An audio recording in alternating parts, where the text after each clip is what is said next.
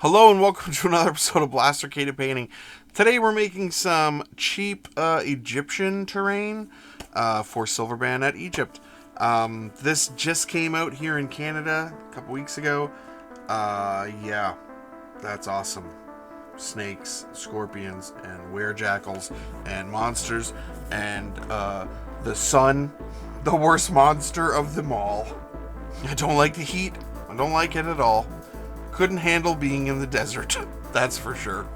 So this started with just some stuff I had laying around, and you could leave it at that, but I ended up buying a couple things just to fill it out. But yeah, this is a fun little project. I'm gonna warn you right now, they don't look that great, but they don't look that bad either. Let's go. Alright, I took some foam that I found literally at the side of the road, and I just started cutting like towers with it, see if it was kind of flat. I didn't measure anything, there's no time for that. And I started cutting down on angles so I could kind of get the shape of like a junky ruined obelisk, and then cutting again at the top from a different angle, so to get that sort of top point. Yeah, it's good to have a good sharp knife for this, but yeah, if you don't, just do your best. And yeah, so this is, I mean, it's fairly rough, but I kind of want to get it to sort of a weathered point. Yeah. And then I took a sanding block. This is, again, sanding block I had here. And I just started roughly kind of smoothing it down a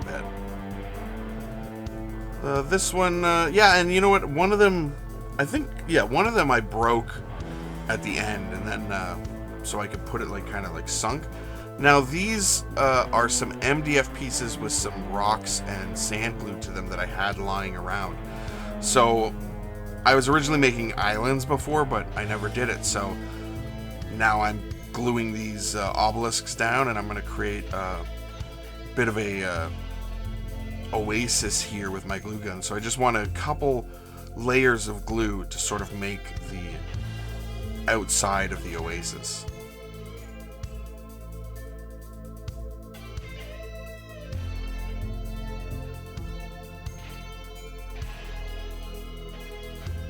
And once that is all done, I'm going to take some glue all. It's extra strong, and I'm going to put this all over the sand. I mean, there's already sand on it, but now I want it to look like, that's a lot of beach stone that I used.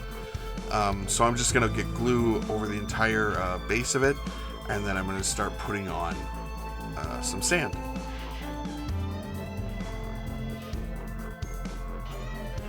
And I just start sprinkling it on here, and yeah, this is good too because those stones underneath are going to give a little bit more bumpiness. It's not going to be completely flat, so it ends up looking pretty good actually. And then after that first layer is dried, I'm going to put on some thicker glue, and I'm going to put some more sand on it. Again, we're just giving variation and ridges and ripples to the sand, so it's not just a flat piece of sand.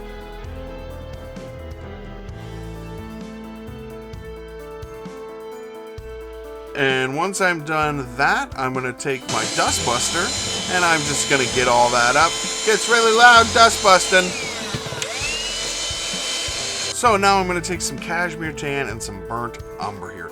The burnt umber is going to go all over the sand that we glued down, and the cashmere tan is going to go all over the obelisk. So, the good thing about projects like this is there's usually a long drying time, so I can then go and work on other things. I don't just have to sit there and wait for this to dry. But if I do want to get it done fast, especially with it being summer right now, I just throw the fan on and then let it dry. So then I'm going to take the cashmere tan here, and now I'm going to dry brush that over the darker brown that we used. And I'm just going to keep going through, and this can be rough, it doesn't have to be perfect. I'm just going to keep going till I get it to a spot that I'm happy with, and I'll put it around the base of the obelisk as well. Now I'm going to add some cream. I'm going to take that and I'm going to add that to my cashmere tan. So now we've gone up to really, this is almost like we're bordering on light beige now.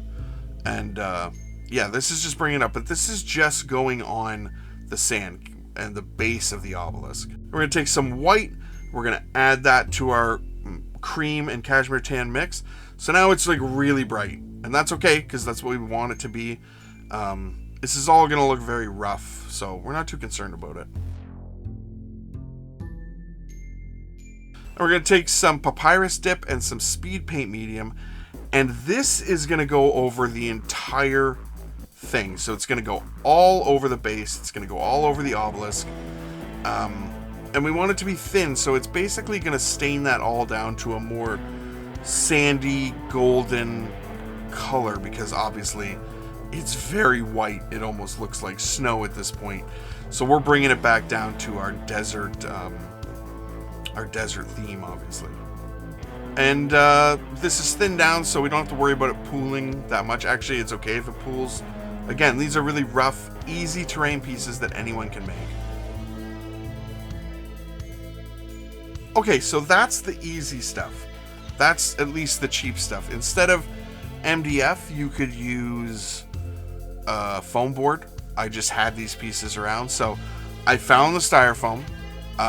Definitely look around construction sites, any place where homes are being built. Like, I found sheets and sheets and sheets in a garbage trailer once at a place where they were building a subdivision.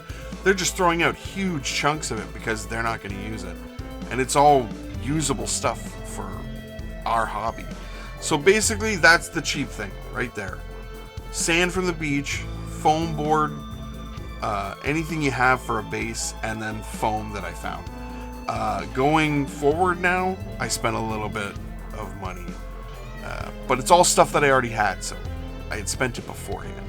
So now I'm going to take some AK Water Gel Swamp Green. I think this was only like $12 when I bought it originally, and I've had it for, oh my gosh, like 3 or 4 years now, and it's still stayed good in the bottle.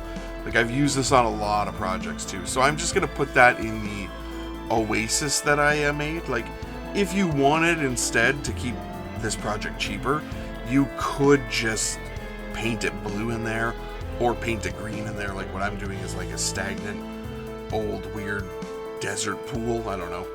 I'm sure water doesn't last long enough in the desert to get stagnant, but here we are. So I let it dry for a little bit, then I just take my airbrush and kind of like make some ripples in it. But you could just use a straw and blow on it. You don't need to use the airbrush. It just happens to be next to my desk, so I'll just use that instead.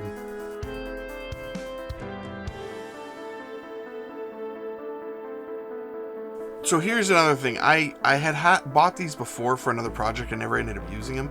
These were like $17 for all of these, and they're just miniature palm trees and shrubs and stuff. So I stuck them into a piece of foam. Got them all, because they have little tabs on the bottom, little spikes on the bottom. And I took some Elfwood Brown Speed Paint Medium, and in my airbrush I just sprayed it on just to kind of darken them down, give them a bit more variation, because they're very much toys. They're one color toys. So I just went through and added some shade to them, basically. Then I clipped off the bottoms, those little spikes, clipped all those off, pulled off any weird imperfections, and glued them down to the actual things. So with that, these are done, and they ended up looking not terrible for pretty cheap terrain pieces.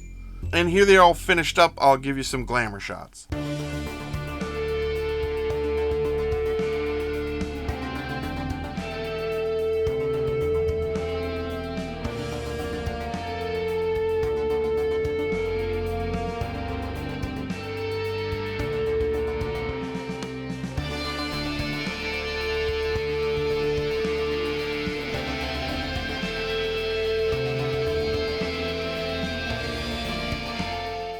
So honestly, with the trees, which I think were $17, and the swamp gel was like $12, like these are not super expensive projects to do. Like, there's some paints. I mean, if you already sort of make terrain or you're interested in making terrain, You can pick up some paints from the dollar store. You can get some sand from the beach, which is where I got all the sand and all the stones. You can do any of that. There's lots of ways to find like free material out there, especially for making terrain. To be honest though, they look fine, but the palm trees are what sell them. I don't know, like before I put those on, I was actually really disappointed, and they just really make them look a lot better. Like I really didn't think that they were gonna work that well, but they turn out pretty good, you know. But the palm trees make it. They really do. Yeah, and I do like that the stone looks like it's been blasted by like sandstorms and stuff. That looks really good to me. I like that. What do you guys think? Have you made any terrain? Are you interested? I know that the Old World came out recently, and I think there was a flurry of probably people making Egyptian style terrain, so I'm actually really happy how these turned out. Let me know in the comments below what you guys have done.